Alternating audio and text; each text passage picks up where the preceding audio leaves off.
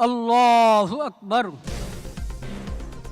রাজধানীর মানিক মিয়া অ্যাভিনিউতে রাষ্ট্রীয় মর্যাদায় খালেদা জিয়ার জানাজা অনুষ্ঠিত। সমাহিত করা হবে জিয়াউর রহমানের কবরের পাশে। প্রিয় নেত্রীকে শেষ বিদায় জানাতে মানিক মিয়া অ্যাভিনিউয়ে লাখ লাখ মানুষের ঢল।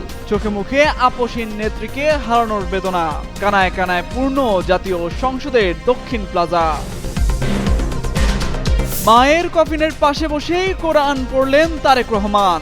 নেটিজেনদের নজর কাড়ে হৃদয় বিদারক দৃশ্য, ভাসছেন প্রশংসায়। ঢাকা এসেছেন ভারত পাকিস্তানের প্রতিনিধিরা, যোগ দেবেন খালেদা জিয়ার দাফন কার্যক্রমে। নিজ দেশের সরকারের পক্ষ থেকে জানাবেন শ্রদ্ধা। খালেদা জিয়ার মৃত্যুতে শেখ হাসিনার শোক বার্তা নিয়ে ব্রিটিশ সাংবাদিকের বিস্ফোরক মন্তব্য। মহানুভবতার প্রকাশ নাকি গভীর কৌশলের অংশ, প্রশ্ন বার্গম্যানের। বিএনপি চেয়ারপারসনের মৃত্যুতে দেশ জুড়ে শোকের ছায়া। কান্নার রোল পড়েছে শ্বশুরবাড়ি বগুড়ায়, পৈতৃক নিবাস ফেনীতে বিশেষ দোয়ার আয়োজন। আল্লাহু আকবার।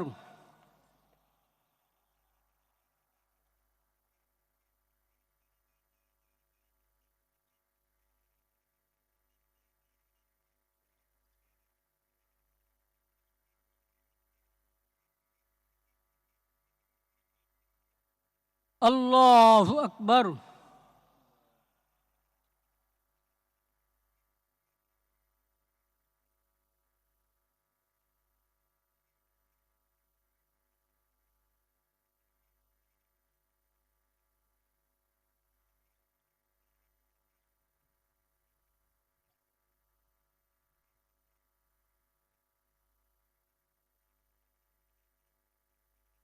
আল্লাহু আকবার।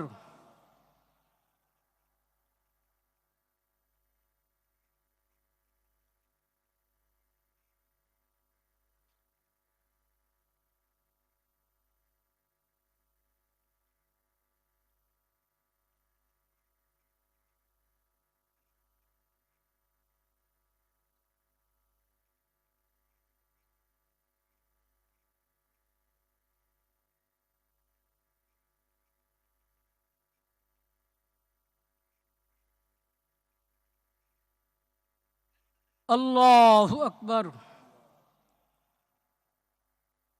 আসসালামু আলাইকুম ওয়া রাহমাতুল্লাহ। আসসালামু আলাইকুম ওয়া রাহমাতুল্লাহ।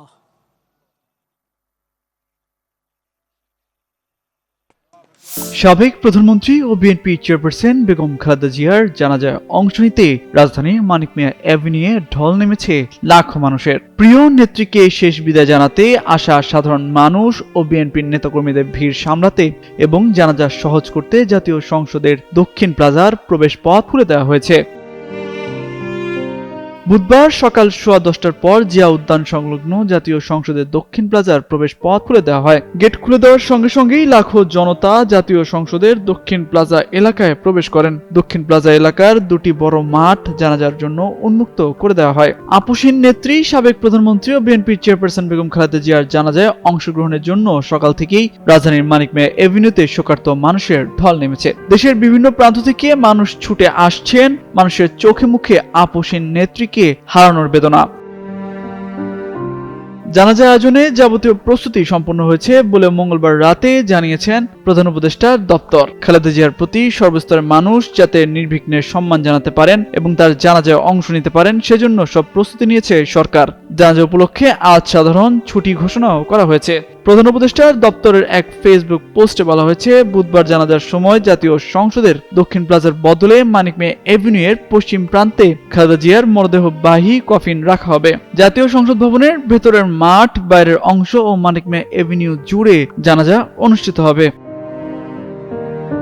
জানাজার পর বিকেল 3:30টার দিকে শেরেবাংলা নগরের জিয়া উদ্যানে শহীদ রাষ্ট্রপতি জিয়াউর রহমানের সমাধির পাশেই খালেদা জিয়াকে রাষ্ট্রীয় মর্যাদায় সমাহিত করা হবে। এ সময় খালেদা জিয়ার পরিবারের সদস্য, রাষ্ট্রীয় গুরুত্বপূর্ণ ব্যক্তি, সরকারের দায়িত্বপ্রাপ্ত ব্যক্তি, বিদেশি অতিথি, রাষ্ট্রদূত ও বিএনপি মনোনীত রাজনীতিকরা উপস্থিত থাকবেন।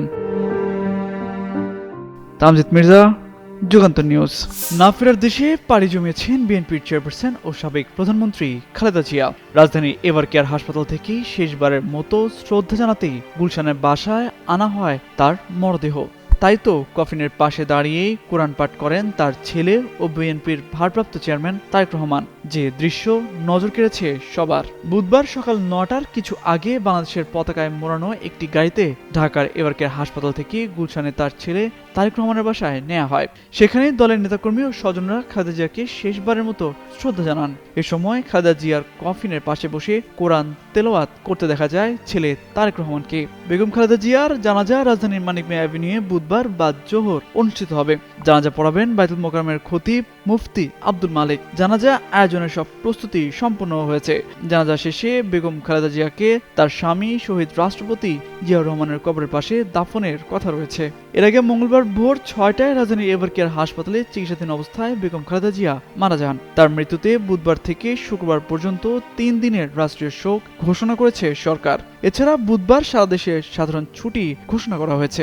পুরো দেশ জুড়ে বইছে সাবেক প্রধানমন্ত্রী ও বিএনপি চেয়ারপারসন বেগম খালেদা জিয়ার মৃত্যু শোক। তাকে শেষ শ্রদ্ধা জানাতে দেশ বিদেশ থেকে শীর্ষ নেতৃত্ব, কূটনৈতিক ও বিভিন্ন রাষ্ট্রের প্রতিনিধি দল পূর্ব নির্ধারিত কর্মসূচিতে ঢাকায় পৌঁছাতে শুরু করেছেন। এরই ধারাবাহিকতায় বুধবার ঢাকায় এসে পৌঁছান ভারতের পররাষ্ট্রমন্ত্রী এস জয়শঙ্কর। বেলা 11:55 ভারতীয় বিমান বাহিনীর একটি বিশেষ ফ্লাইটে তিনি হযরত শাহজালাল আন্তর্জাতিক বিমানবন্দরে অবতরণ করেন। ঢাকার ভারতীয় হাইকমিশনারের এক কর্মকর্তা গণমাধ্যমকে বিষয়টি নিশ্চিত করেন। বিমানবন্দর থেকে তিনি খালেদা জিয়ার প্রতি শ্রদ্ধা জানাতে নির্ধারিত কর্মসূচির উদ্দেশ্যে যাত্রা করেন। ভারতের পররাষ্ট্র মন্ত্রণালয় আগেই জানিয়েছিল, ভারত সরকার ও দেশটির জনগণের পক্ষ থেকে খালেদা জিয়াকে শেষ শ্রদ্ধা জানাতে ঢাকায় সফরে আসবেন পররাষ্ট্রমন্ত্রী জয়শঙ্কর। এর আগে 2024 সালে 5 আগস্ট আওয়ামী লীগ সরকারের পতনের পর এটি হবে ভারতের কোনো মন্ত্রীর প্রথম ঢাকা সফর।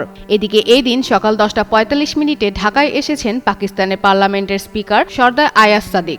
বাংলাদেশের রাজনীতিতে খালেদা জিয়া ও শেখ হাসিনার সম্পর্ক দীর্ঘদিন ধরেই ছিল তীব্র বৈরিতা ও সংঘাতপূর্ণ। রাজনৈতিক প্রতিদ্বন্দ্বিতা থেকে শুরু হওয়া এই সম্পর্কটি সময়ের সঙ্গে আরও জটিল হতে শুরু করে।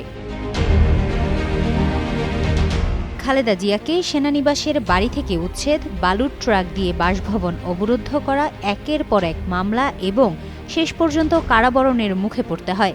এর সঙ্গে নানা উস্কানিমূলক বক্তব্য তো ছিলই। বিশেষ করে 2008 সালের পর থেকে সাবেক প্রধানমন্ত্রী ও তৎকালীন বিএনপি চেয়ারপারসন খালেদা জিয়াকে নানাভাবে অপদস্থ, হয়রানি ও দমন করা হয়েছে বলে অভিযোগ করে আসছে বিএনপি ও মানবাধিকার সংগঠনগুলো।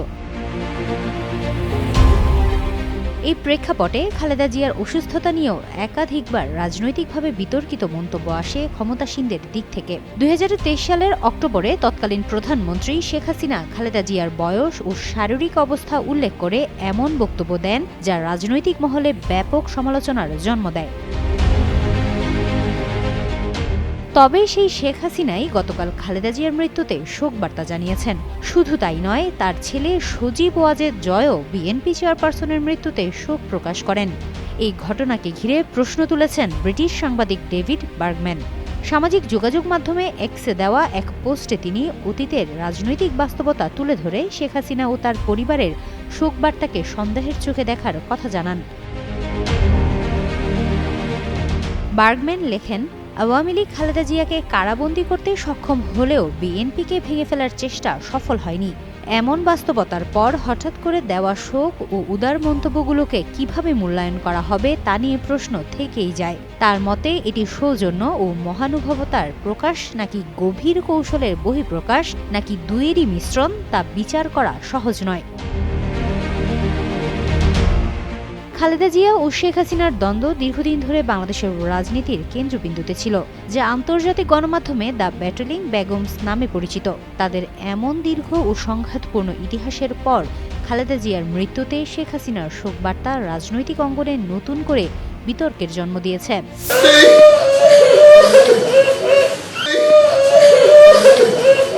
বিএনপির চেয়ারপারসন ও 3 বারের সাবেক প্রধানমন্ত্রী খালেদা জিয়ার মৃত্যুতে শোকের ছায়া নেমে এসেছে দেশ জুড়ে। বাকরুদ্ধ গোটা জাতি, কান্নার রোল পড়েছে শ্বশুরবাড়ি বগুড়ায়। বিদেহী আত্মার মাগফিরাত কামনায় দোয়ার আয়োজন করা হয়েছে পৈতৃক নিবাস ফেনীতে। পরিবারের পক্ষ থেকে করা হয় পবিত্র কোরআন খতম। শহীদ রাষ্ট্রপতি জিয়াউর রহমানের পৈতৃক ভিটা বগুড়ার গাবতলী উপজেলার বাগবাড়ি এলাকায় সর্বস্তরের মানুষের মধ্যে বিরাজ করছে শোকের আবহ। মঙ্গলবার সকালে মৃত্যুর খবর ছড়িয়ে পড়ার সঙ্গে সঙ্গে গাবতলী ও আশপাশের এলাকায় শোকাহত মানুষের ঢল নামে। দলীয় নেতাকর্মী থেকে শুরু করে সাধারণ মানুষ সবাই যেন এই খবরে বাকরুদ্ধ হয়ে পড়েন। তার মৃত্যুর খবর শোনার পরপরই জেলা বিএনপির দলীয় কার্যালয়ে নেতাকর্মীরা জড়ো হতে থাকেন। তাদের চোখে মুখে ছিল গভীর শোক ও নিস্তব্ধতা। সকালে দলীয় কার্যালয়ে কালো পতাকা উত্তোলন করা হয় এবং দোয়া ও মোনাজাত অনুষ্ঠিত হয়। স্থানীয় বিএনপির নেতারা জানান, বগুড়ার সঙ্গে খালেদা জিয়ার সম্পর্ক ছিল আত্মিক ও রাজনৈতিক দুই দিক থেকেই গভীর, কারণ এ জেলাতেই তার শ্বশুরবাড়ি। বগুড়ার দলীয় কোনো কর্মসূচিতে এলে তিনি গাবতলী উপজেলার নসিপুর ইউনিয়নের জিয়ার বাড়িতে যেতেন এবং স্থানীয় নেতাকর্মীদের খোঁজ খবর নিতেন। সকাল থেকেই গাবতলী জিয়ার বাড়িতে স্বজন, দলীয় নেতাকর্মী ও স্থানীয় মানুষ ভিড় করেন। সেখানে খালেদা জিয়ার আত্মার মাগফিরাত কামনায় কোরআন খতম ও দোয়া মাহফিলের আয়োজন করা হয়। পাশাপাশি খালেদা জিয়ার পৈতৃক নিবাস ফেনীর ফুলগাজী উপজেলার দক্ষিণ শ্রীপুর গ্রামের মজুমদার বাড়িতে শোকের ছায়া নেমে এসেছে। মঙ্গলবার সকালে তার মৃত্যুর খবর এলাকায় পৌঁছালে ফুলগাজী সহ পুরো ফেনী জেলায় শোকাবহ পরিবেশ তৈরি হয়। সাধারণ মানুষ থেকে শুরু করে দলীয় নেতাকর্মীরা প্রিয় নেত্রীর মৃত্যুতে আবেগাপ্লুত হয়ে পড়েন। খালেদা জিয়ার আত্মার মাগফিরাত চেয়ে মঙ্গলবার সকালে তার পৈতৃক বাড়িতে পরিবারের পক্ষ থেকে পবিত্র কোরআন খতমের আয়োজন করা হয়। সকাল থেকেই স্থানীয় নেতাকর্মী ও সাধারণ মানুষ তার স্মৃতি বিজড়িত এই বাড়িতে ভিড় করেন। খালেদা জিয়ার চাচাতো ভাই শামীম হোসেন মজুমদার সহ স্বজনরা কান্নায় ভেঙে পড়েন এবং তার স্মৃতিচারণ করেন। খালেদা জিয়া ফেনী ১ আসন থেকে মোট ৫ বার সংসদ সদস্য নির্বাচিত হয়েছিলেন। দেশের প্রধানমন্ত্রী হিসেবে তিনি দায়িত্ব পালন করেছেন ৩ বার। প্রধানমন্ত্রী থাকাকালে তিনি ফেনীর উন্নয়নে ব্যাপক ভূমিকা রেখেছিলেন, যা স্থানীয় মানুষ শ্রদ্ধার সঙ্গে স্মরণ করছেন। জিন্নাত আরা ঋতু, যুগান্তর নিউজ।